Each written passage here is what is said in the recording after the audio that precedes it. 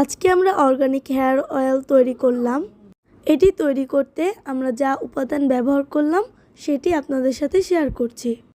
এর মধ্যে আছে মেহেন্দি পাতা, নিম পাতা, কালো কেশরী, দূর্বা ঘাস, জবা ফুল, পেয়ারা পাতা, অ্যালোভেরা, পেঁয়াজ, রসুন, লং, তেজপাতা, কালিজিরা, মেথি। এখন এই সবগুলো উপাদান দিয়ে আমাদের তেলটি জ্বালালাম সুন্দর করে। এই সবগুলো উপাদান জ্বালানোর পরে ভাজা ভাজা হয়ে গেছে। এখন সুন্দর একটি কালার এসেছে।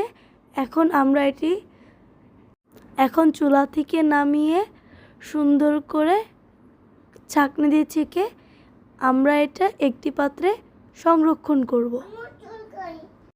দেখুন একটি পাত্রে নিয়েছি, কি সুন্দর কালার এসেছে। এভাবে আপনারা অর্গানিক হেয়ার অয়েলটি তৈরি করতে পারেন। যে কোনো ব্র্যান্ডের তেল নিতে পারেন।